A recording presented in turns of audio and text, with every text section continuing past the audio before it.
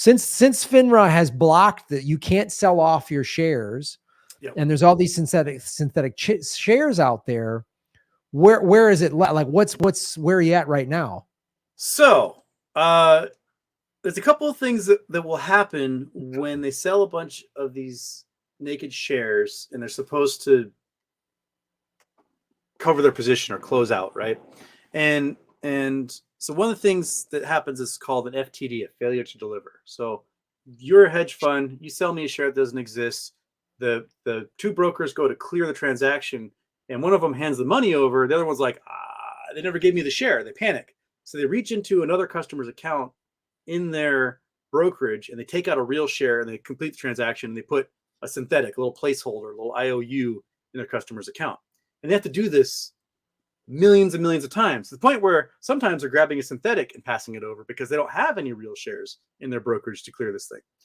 And this clock starts, and it's called T35. It's a 35-day clock where if the short seller, naked short seller, doesn't come up with the share to replace, to make up for that borrowing the broker had to do, the broker by law is supposed to liquidate the hedge fund and then use that money to actually go on the market and buy shares to cover the transaction. But there's a very weird, glaring loophole in that, which is the short seller can take all those T35, fake shares that are due as debt, and they can package them up in this little bubble. And then they can trade it with another hedge fund that has the same thing with different stock, and they swap it. And that clock starts all over again for 35 days. And so this derivatives market is huge. We're talking like $600 trillion of debt is being swapped around every few days from hedge fund to hedge fund, from holdings company to holdings company, from bank to bank, all because no one can afford to close these positions, to actually go out and buy the shares that they sold. And the market makers, the numbers on this stuff is huge. Citadel, last year, their 2021 financials reported they had sold $70 billion in stock, not yet delivered. Year before it was 18 billion. So it's going up. Every year it's going up insanely much. And that's just what they're reporting on. Because the market makers don't actually necessarily have to report on that stuff. And so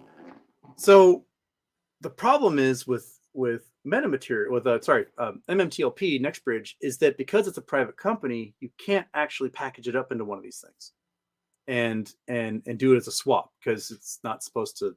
It's a private company. You aren't supposed to be able to do that. So these hedge funds have started making weird little random QSIP numbers for what's left in their brokerages, and they keep telling everyone like, "Oh, we're just waiting for to get the shares delivered. You're going to get them. You're going to get them." But a private company has no QSIP, so why are you making a QSIP, right? And so the investors are calling their brokers like, "Hey, where are my shares?" The broker says, "Oh, you have to call AST, the transfer agent, and we're just waiting for them to deliver the shares." You call AST, AST's like, "Yeah, we got the shares. We gave what few were left over to the DTC." So you have to call the DTC.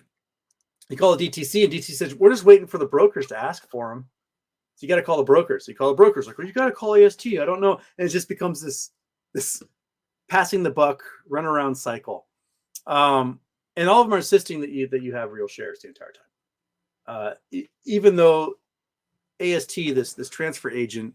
My cat is now joining us here. AST, the transfer agent, has pretty much all 165 million shares in their accounts, because what happened was all these European, Australian, Japanese, Singaporean, Chinese brokerages that were trading these Torchlight shares, when they merged and they got the preferred shares, they couldn't trade them on the market anymore because they didn't have access to the OTC markets in America. So what they did was they registered all of them with the transfer agent, because what else are you going to do, right? And so when it came time for the Americans and Canadians to get access and to get their real shares, there was no room at the transfer agent because all 165 million shares were already filled. So if you're an American with shares in your account, you have the fakes. So the system was specifically designed to punish the American citizens. Specifically, we are the ones who have the fake shares and we don't have the real shares. And all three of these regulators and brokers are giving us a total runaround on it. So what's happening now is people have filed with the FBI, they filed with FINRA, they filed with the SEC, and there's lawsuits going on. And there's a big lawsuit. Probably the most important one is happening with this young woman, Rosa Tawil, in the Northern District of Florida. And she has filed an emergency injunction with a federal judge basically saying, like, this is messed up. You have to give us our 2 days of trading, and they got to close these positions back. And so we're waiting to hear on how Rosa's hearing is gone, because there's a good chance the federal judge says, yeah, the law says that they've got to close these positions. It also says that FINRA didn't have the authority to stop trading. And yeah, so maybe we'll just, 2 more days of trading. Tell the brokers, you got to start closing these things. And it might go through the roof. It might destroy the entire American economy. But there's no other way you're going to get this system fixed unless you finally pull that Band-Aid. Because, this is a nothing company. And if that's happening with this nothing company, it's happening with every single other company out there. And we're talking literally, $600 trillion in derivatives that are bouncing around. Someone was pulling up the derivatives market and showed that there's like $2 quadrillion in liabilities that the major investment banks have been stashing since at least 2008. Because a lot of like the mortgage-backed securities, things like that, were never closed. And those you can go and you can still buy Washington Mutual mortgage-backed securities, Wachovia mortgage-backed securities, Lehman Brothers. Those companies don't exist anymore, but their contracts for these mortgage-backed securities still do. So it's just a big compounded problem, and it's all about sweeping it under the rug. Like, it's insane. I don't know how much further to go on that, but this is like mind blowing. In one sense, I guess I shouldn't be surprised, because there was no regulation put in place after 2008. We had Dodd-Frank, which is a Band-Aid on a shotgun wound. There hasn't been any real. There was one regulation. That was because the short sellers started targeting banks and their prime brokers. They started shorting Goldman Sachs, started shorting JP Morgan, started shorting Chase Manhattan. And so those guys went to Congress and begged them to make shorting financial institutions illegal. That's the only ones that have a regulation protecting them. You can short everyone else you want, but just not them. Of course, the rich got some regulation in their favor. Of course they did. In the one sense, I'm a little like my jaw's on the floor a little bit, but then on the other hand, it's like I shouldn't be surprised, because I don't follow the financial markets the way you do. But my show, Political Vigilante, what I've been doing, I've been doing this show for almost 6 years, is to show how our whole system is broken, and it doesn't matter if you've got a Republican or Democrat in the White House or Congress; they're all bought and paid for. Yep. And this is a prime example. The 2008 crisis was a result of both parties. Goldman Sachs has been in every presidential cabinet since Reagan. Like, if you think, there was the leaked memo from Citibank showing who they wanted in Obama's cabinet. Every single person ended up in his cabinet. Yeah. And then he ran on the, I'm going to clean up George Bush's mess. And I fell for it. I voted for Obama, and he came in and did nothing. He gave them $700-800 billion. He didn't, 600 foreclosures still happen, my house being one of them. And they didn't regulate a damn thing. And weird, for the last 12, 14 years now, all we've been hearing is another housing crisis is coming, another financial crisis is coming, because there's no regulation. And what you're telling us is there's $600 trillion in fake stocks bouncing around there that someone's going to have to pay for. And when they do, the whole system comes crumbling down. Oh yeah, because the only way to do it is you spin up the printers at the Fed and the Treasury, and you start printing money, which is going to lead to massive amounts of inflation. And so there's no other way to avoid this other than, just doing it now. Just fix it now, and we can finally create a system that's designed to like empower Americans and to, don't say that. They don't want that. Yeah. They don't want that's a dirty word. Empower Americans. They want us stupid, fighting with each other, and in debt. That's what they want. Yeah. Well, so what I've been telling my viewers is be annoying as hell, because with MMTLP, there's 64,000 Americans who are invested in this, right? And that's a decent number of people. And what's happened is so far the SEC has been calling people back, and they've literally said, We've never had more complaints on a single ticker than this stock right now, ever in our history. And the cat's now trying to play with the Chiron as it goes across the screen. Back up, kitty. And I've been telling them, contact your elected representative. I don't care if it's Republican or Democrat, because you're going to go to them and you're going to explain the situation to them that FINRA illegally stopped trading on the stock specifically because to keep you from becoming a millionaire. And you're going to ask your elected representative, like, okay, I'm sure you probably get a donation from this hedge fund manager or that hedge fund manager, but now I want you to imagine you got 6 hedge funds that are donating to you. Now imagine you've got 64,000 millionaires who could donate to you, right? Why don't you think about that? You have a lot more donations you can get for your campaigns if you all of a sudden can figure out how to get us our money. And you can now do something very popular that every one of your constituents love, which is when you, with the finance committee, yell at a banker, yell at a hedge fund manager. You can all of a sudden go out there and you can say, hey, FINRA, hey, Chase Manhattan, hey, Citadel, what's the deal? Why did you illegally do this? Why are you still selling shares against the law that are naked and aren't backed by anything? How are we going to stop this? How are you going to get people their money back? Because you want to have that. You want to be able to make those commercials. Senator John so-and-so stood up for Americans against these big bankers. And you made a fortune in the process because you got a whole bunch of your constituents piles of money. I want the foreign members who own the stock. Like they can go to their foreign minister in Sweden or UK or Germany or wherever and say, hey, the American market is screwing me and a whole bunch of your other citizens over. And I want you to complain to the US ambassador. And when the US ambassador is complained to by the foreign minister, he's got to send off a diplomatic cable to the State Department.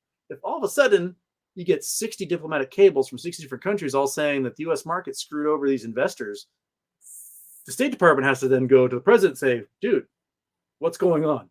Right? So we've got to make as much noise as possible because they're going to do it to other stocks. They're going to do it to AMC. They're going to do it to GME. If they ever have to force close the billions and billions and billions of synthetic shares they made, let's just stop FINRA from going in, U3 halt, extraordinary event, I don't know, and screwing everybody all over again. And this overall will hurt the US markets because 40% of investment comes from overseas. If we no longer have all that money coming from overseas into American companies, our market's going to shrink a whole bunch and never rebound from that. So, because they're saying, you know what? South Korea doesn't allow naked shorting. Frankfurt doesn't allow naked shorting. I'm just going to invest in those companies and forget the US markets, forget US companies, screw them. And it removes our ability to be a global superpower if we chase everyone away. We want to be as welcoming as possible to everyone's money. Like why would you not want more money invested in your country? So yeah, we're in the baby steps, making as much noise as possible, and members of Congress are certainly aware. The SEC is aware. The FBI is aware. We got federal judges looking at this stuff now. So this might be, the little tiny straw that broke the camel's back if we do it right. And there's still an outside chance that the powers that be just smush us down and assassinate all of us. I don't know. Well, they'll just shut you up or say no, or they'll give you like, here's $50 for your trouble or something like that. You know what I mean? Like here's a 10-cent off coupon. There you go, kid. Go get yourself something pretty. That's what they're going to do. Like, I mean, so, all right, let everybody know what they can do. Like specifically, I know you've talked about contact your representative, but give people a quick short list of what they can do to make some noise on this. I think the most important thing is get records. So complain to your broker, complain to FINRA, complain to the DTC. Do those 3 things. And then file a report with the FBI because it's fraud. What has happened is fraud. You are the victim of fraud to the tune of cajillions of dollars. So get those paper records first. You can also call your representative and you can send them emails. But I think it's most important is find whatever district you're in, find the home office of your elected representative and go there and talk to their chief of staff, tell them what's happening. If multiple people go and complain about the same thing to that same chief of staff, they're going to go, okay, Congressman, we should probably schedule a meeting with these people because they won't stop showing up as a different one every time. If you're in DC, especially, If you're living in the DC area, go to Congress, go to their office building and start knocking on doors, especially of members of the finance committees, and explain to them exactly what I've been talking about here, that a giant fraud has taken place, that the regulators aren't doing their job, and instead they're actually adding to that fraud into the crimes that have been committed, and they're screwing over your constituents. And I want to interject this too for anybody out there that owns some of this stock. What is key in these types of things is to have as much paperwork backing this up as possible. Get copies of everything. I invested this amount of money. This is the email where they told me I couldn't sell it. I mean, like, get copies of everything and go to these various organizations. And if you don't own any of the stock, you can at least call your representative and say, hey, we need some regulation on this because there's $600 trillion in derivatives floating around there that are going, that is a massive bomb. It's a time bomb that's going to explode. And the very likelihood that it happens in this cycle is huge because the bond market's collapsing, and the bond market is the foundation for all margin plays made. It's US bonds, especially. And if right now we're facing a government shutdown crisis because, you know, they don't want to extend the debt ceiling, they don't want to pass this omnibus bill, and if the U.S. misses one payment on interest for their bonds, U.S. bonds collapse. If U.S. bonds collapse, that means, you know, the Canadian Sovereign Wealth Fund, the French Sovereign Wealth Fund, the Japanese Sovereign Wealth Fund, the Saudi Sovereign Wealth Fund, all these sovereign wealth funds collapse with them. That means, you know, every major bank collapses, every hedge fund collapses, every pension fund collapses, the Social Security funds collapse because all of Social Security's investments are in municipal bonds and federal bonds. So, you know, if those collapse and everyone gets margin call at the same time and no one has the money to close any of this stuff, well, how do you ever make a new bank out of this rubble? No one can get credit cards. No one will be able to buy a car. No one will be able to buy a house. You won't be able to get payroll loans. You won't be able to do, you know, if you're a government contractor and you need a 30-day loan before the government pays you for whatever service you did, you can't even get that. So like every step along the way, the entire economy is going to collapse if the bonds collapse. We're already in the middle of the worst bond market since 1788 globally. And and all we need is that one little catalyst to just push us over the edge, and that's it. It's toast. No one will ever borrow money to do anything ever again. So, and that's how our economy works: is borrowing, right? And so, you know, everyone's stuck with massive amounts of debt. Everyone's stuck with all sorts of these swaps are bouncing around, and here we are, a bunch of know nothings in the middle, just trying to get paid for our shares that we were sold that are fake. So, wow. Dude, I mean, I really appreciate you coming on the show and sharing this with us. One of the things I do with the show is I just try to educate people. It's why I started talking about Bitcoin 2.5 years ago, was to educate people on a currency that they can't get caught up in this nonsense. And this is another reason why. Is this from my standpoint of like, and I've warned, I didn't know about this specific thing, but I've been warning my audience. I'm like, a major financial crash is coming. Yeah. And this, you just explained it. I mean, you just mapped out how it's going to happen. Even with Bitcoin, you've got huge issues because, you know, 80% of Bitcoin was purchased using US dollar Tether coin, right? US dollar Tether coin, when regulators went investigating, they only found 3 cents on the dollar, and they have no idea who minted US Tether coin. So what's happening right now with Binance is that in the last, 10 days, $3.2 billion of Bitcoin has been sold and put into US dollar Tether coin. That's more than the actual cash on hand US dollar Tether coin has. So if those people cash out, US dollar Tether coin depegs, goes to zero, and that brings everything else down with it. So yeah, it was they looked at the bank, like with US dollar Tether coin, you're supposed to give them $1, they put it in an account, and it earns interest. And then when you need it back, they give you that $1 and they make their money off of, you know, the difference in interest there. And regulators went to the British Virgin Islands where the bank was, and they found 3 cents on the dollar of the $80 billion that had been given to them. And they have no idea where the rest of it is. It's nowhere to be found.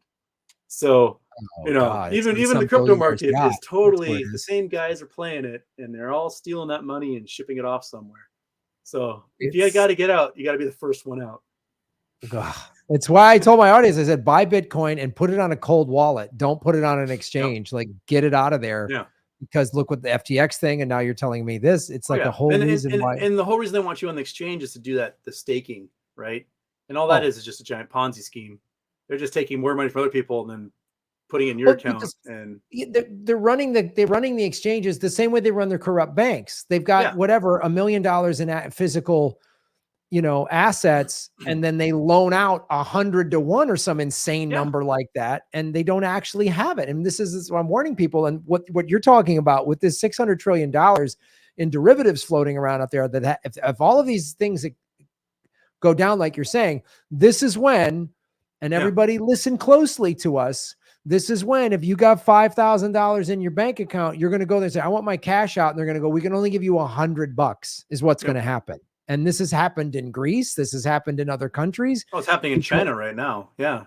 Yeah. It's gambling. Yeah. They're gambling with our money. We're lucky that at least that our bank accounts have the federal insurance so they can print money and make it up. Right. But a place like China, where if you put $10 into a savings account in China, the bank has to keep $1 of that in there. They keep 10% of it in there, and they can loan out the other $9. So they loan out the $9 to somebody. That person puts $9 in there, and they keep 90 cents, and they take the other $8.10 and loan it to somebody else, and that somebody puts that $8.10 in there, and they keep 81 cents, loan out the other $7 or whatever, and it keeps working its way down. And then all of a sudden, the guy who put $10 in there is like, I need my $10 back, and the bank's like, I don't have it, and they just shut the doors and disappear. Yeah. So, and in China, the real estate market is collapsing in a way that we've never seen happen with any economy before. And that's a full third of China's economy is real estate, and it's dropped by 50% in the last year. They've got $14 trillion in bonds they're not paying back for municipal and real estate bonds.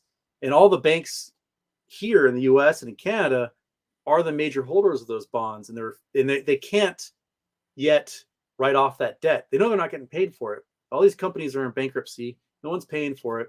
But if they write off the debt, they have to admit they don't have the assets anymore, which then means all the margin that they have is exploded compared to their assets, and they're toast. So they're all just pretending like someday the Chinese are actually going to pay them their money, and they're not. The money's gone. It's in a high-speed rail system we'll never get to enjoy because we paid for it by giving China the money.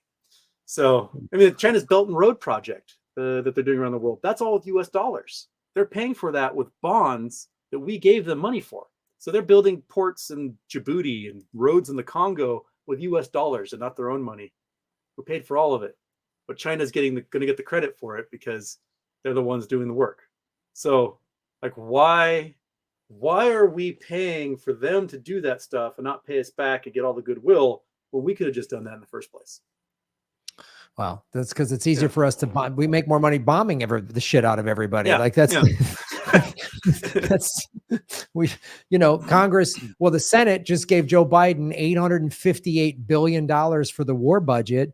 Not one argument, not one between the parties, and not one journalist and any corporate media outlet, MSNBC, Fox, none of them said, how are we going to pay for it? Not one. No. It's always like good stuff. Medicare for all. How are we going to pay for it? Yeah. That's always, how are we going to pay for student debt forgiveness? How are we going to pay for it? But endless money for these nonstop wars, no questions asked. Yeah. But my second podcast ever was about basically murdering the private health insurance industry and showing that the money we give now for Medicare and Medicaid is more than enough to pay for the entire healthcare industry if we went to a nationalized healthcare system. Because, we've got 800,000 doctors, but we've got, 2.1 million administrators, right? That's what sucks up all the money. Our insurance administrators and the administrators of the hospital, whose job it is to figure out how to deal with the insurance company. But if we adopted a national healthcare system, we'd pay the same rate as the UK, and we pay about $850 billion a year. So it'd save us $2.2 trillion a year to not have health insurance. And we do $1.4 trillion just in Medicare and Medicaid. So, we can do it. The money's there. We just, the middlemen are always the ones that are powerful in America. And those are the ones we cater to. So all the rules figure out, guillotines. I don't know. We're getting close. Yeah. Well, if the financial markets collapse and people can't pay their bills and feed their families, then they're going to have no choice. That's the other thing. Ruling elites. If people get that hungry, I'm sorry, then the rules change, and that's what's going to happen. Well, Houston, I really appreciate you taking time to come on the show and sharing your audience to come over here. Anybody who's new to my show, please like, share, and subscribe to my podcast and my YouTube channel. Go over to rockfin.com. And if you're a fan of mine, please go start watching Houston, We Have a Problem YouTube show. Tell everybody where they can follow you. Yeah, YouTube's great. I have a Reddit, r/Houston Wade, and then my Twitter is @TheHoustonWade. Those are the 3 best ways to get in contact with me. I make it a point. I respond to every single solitary DM I've ever gotten. So I respond to everybody. Even if you're threatening to kill me, I'll still respond to you. So I'll respond to everyone. It's a large portion of my day is spent getting back to everyone. I go to sleep, I wake up, I'm like, oh, there's 150 messages. All right, let's start. So that's someday I may have a cajillion subscribers. I just physically can't do it anymore. But until then, I'm still going to try to respond to every single one of you that message me. I think that's the best service I can provide for you guys watching my show. And next Tuesday is my charity show. So we do Charity Tuesday on the last Tuesday of the month, and we've raised in the last year and a half $34,000 for charity. Holy shit, that's awesome. Yeah. So I'm not quite sure what this Tuesday's charity is going to be. Last month was Toys for Tots because Christmas was coming up. It might be another kid related one because it's around Christmas. So we'll figure out what's going to be on Tuesday. People are sending me ideas, and then I'm paralyzed with choice. So yeah. Well, that's awesome, man. Houston, thank you so much for taking time on the show and really explaining this to us. I really appreciate it. I love getting educated myself and hopefully educating my audience and meeting new people out there in the space that are trying to do the right thing and just educate people on how corrupt the whole system is. It's really. Thank you. It was a pleasure. I always like getting the info out there and watching people's brains melt when they learn about it. Just see your face go. Consider it melted. Like it's completely my brain is just a bucket of water right now because you melted it. So thank you so much, Houston, for taking time to come on the show, man. And if you ever need a guest, everybody, come on your show and talk about Epstein and the military industrial complex. I'm your guy. Totally. All right. Awesome. All right, man. Have a great day. Happy holidays. You too. See ya. Take care. Hey, everybody. Thanks for watching. We are still in our 9th month of demonetization from YouTube. So support what we're doing at patreon.com/Graham Elwood or rockfin.com/Graham Elwood, which is a blockchain cryptocurrency platform. It's free to sign up, and there's a premium level at $10 a month. And for that, you get everybody on the platform's premium content. Myself, Lee Camp, Ron Placone, Jimmy Dore, Whitney Webb, Kim Iverson, Abby Martin, and many, many others. You can also support what we're doing at Venmo at Graham-Elwood. And go to grahamelwood.com. We have a PayPal button and a PO box. I also have crypto wallets, which are all in the show notes. Thanks for supporting what we do.